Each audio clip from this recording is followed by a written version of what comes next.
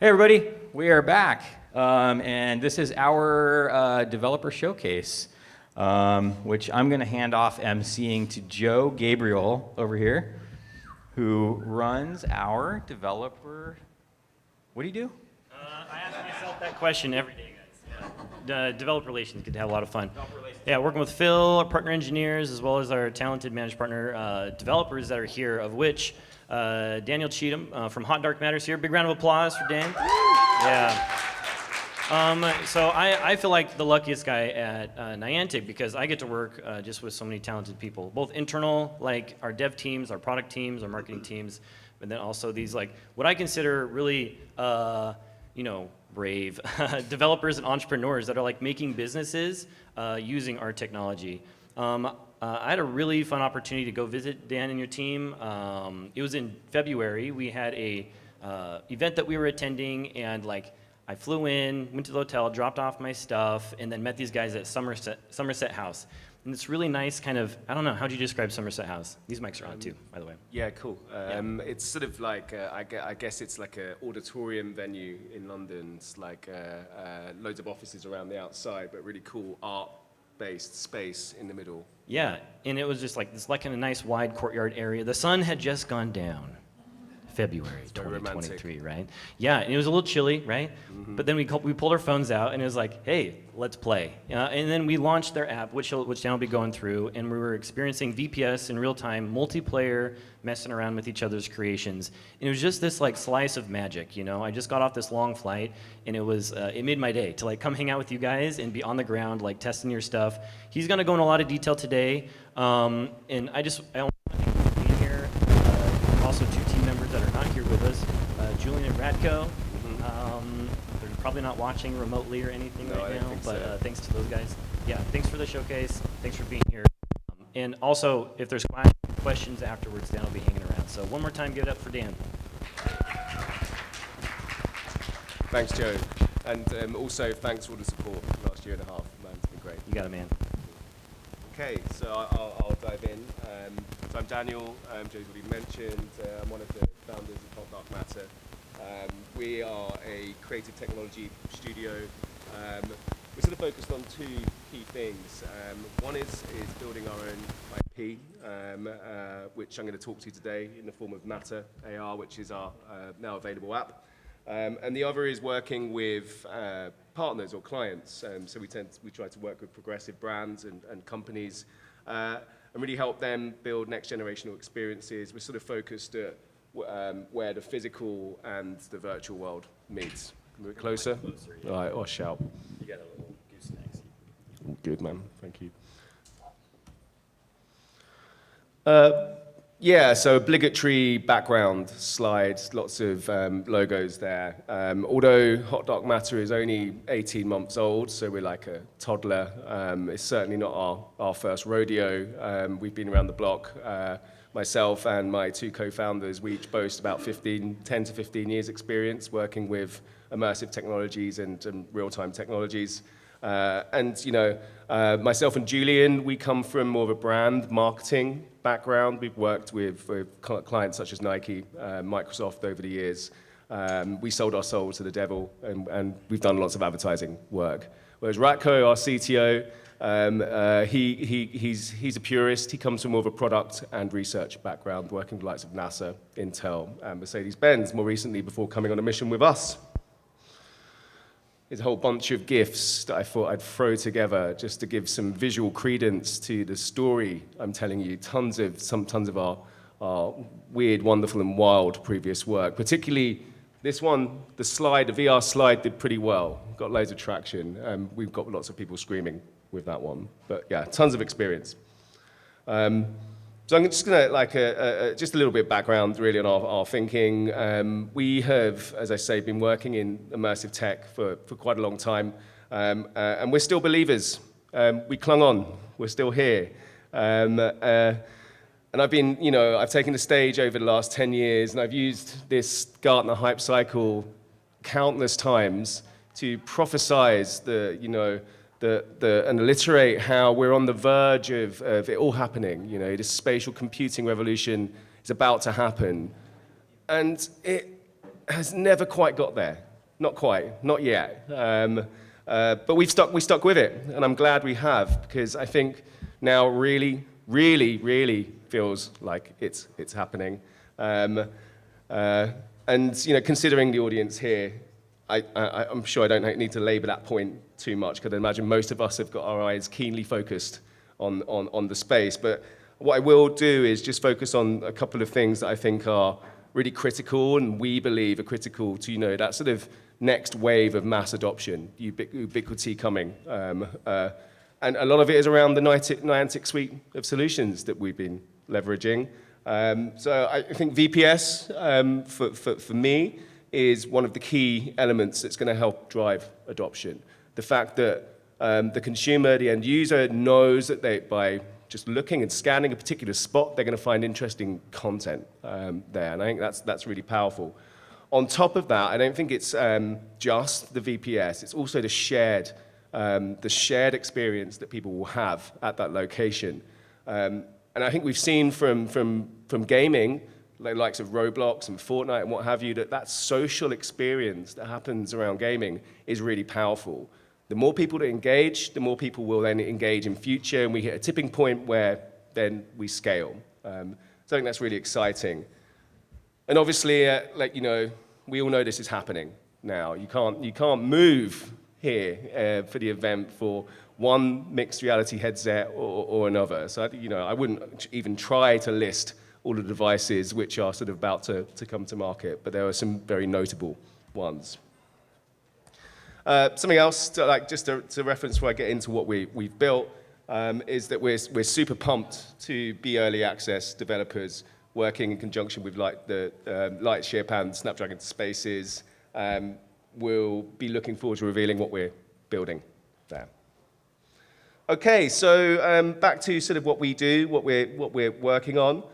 Two sides. We've got our focus on the consumer-facing title, but also our partner activation solution as well. They sort of tie in and become the same thing in some respects.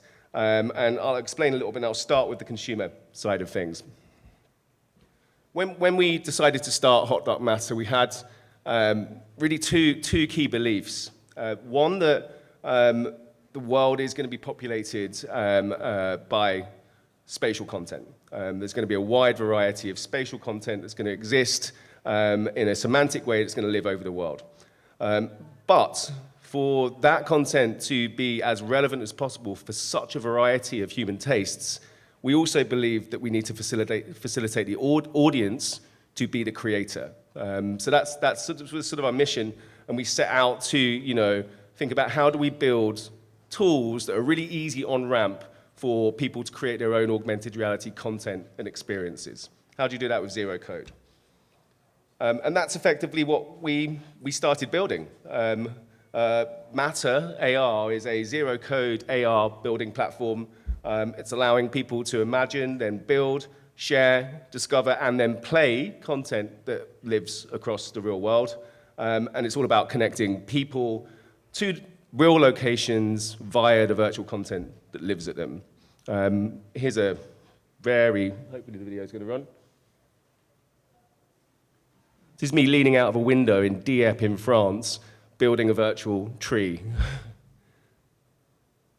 And I urge you, please download, have a play around, see what you can build. Get the idea. Okay, once we were comfortable with the suite of tools we'd created, we went out to playtest that. Specifically, over sort of March, April time, beginning of this year, we had 4 or 5 weeks or maybe 6 weeks of playtesting where we tested with kids, effectively an age group of between 5 and 15, sort of skewing around the younger age group in that demographic. And we got some amazing feedback from these groups. They really enjoyed building together collaboratively at locations, seeing in real time what each other were building. And we did this sort of like really simple, smiley, and all of them are up at the top end of smiley, happy faces. However, off the back of the playtesting, we definitely felt that there wasn't enough in what we'd built for it to be sticky We weren't going to be getting that repeat, come back and engage again and again. It was cool, they enjoyed it, wasn't sticky enough. And we were reviewing some of the screen record footage that we'd recorded with consent from parents. And what we noticed is some emergent behaviors that we hadn't really expected. Deconstruction tools we'd built into the Matter sort of sandbox creation, we had gamified them. We had a laser and we had a bomb. And what we then recognized were these kids were actually more inclined to use these bombs and these lasers to shoot and kill each other. Well, not kill, but, you know. It was like, okay, this is really interesting. There's a building component which is enjoyable, but then there's also a sort of real-time physics-based experience which they seem to gravitate towards. So we took that insight and we started playing around with what games we might be able to build. So over the course of the last few weeks, we've been testing a bunch of concepts and then filming them and throwing them out into social media just to see if we get some feedback, what people would enjoy. And then all of a sudden, this happened. Last week, we posted a video up to TikTok, a platform that I was sort of like, should we even be posting to TikTok? I don't even know. And now I think we're sitting at something like 3.5 million views, 3,500 comments. It's gone viral. If you search AR on TikTok, we're top hit. It's like, whoa, okay. I think we validated our concept here. It's interesting. And some of the comments have been brilliant. We're getting Fortnite 2.0 in AR. It's like, wow, okay, there's a mission statement, if ever you've seen one. Also, some really fun ones, like, if this would be really cool if I had friends, which makes me a little bit sad. But,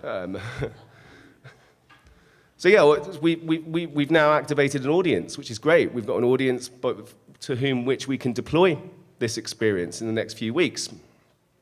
What we're also seeing, what has happened in the last week? So I had to change these slides a little bit off the back of this.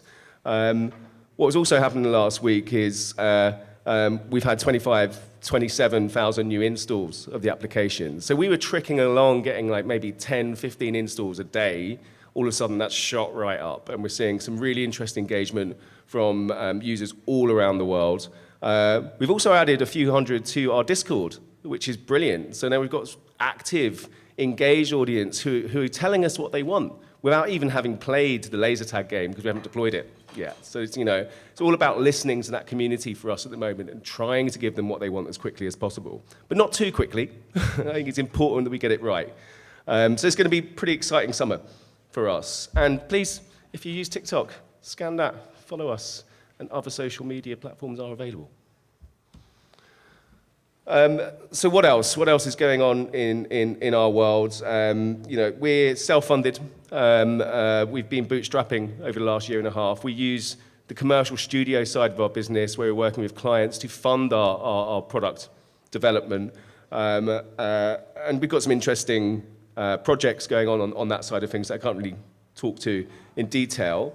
But what we're finding and we're trying to do is to use the substrate features that we're building for our own products and reskin those for powered by Matter experiences. So really it's about trying to coincide these two things. Building a consumer-facing proposition as a startup is challenging. Undeniably, gaining users is a challenging battle. We've got a good start now, but I think it's still a long way to go.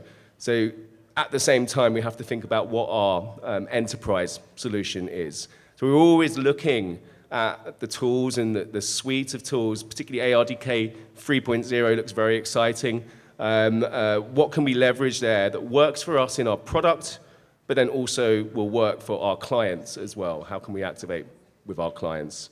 So we have the full managed solution client side, and we have Matter AR for consumers. So that's sort of it. That was me talking about what we've been up to. So thanks so much for listening. Yeah, thank you, Dan.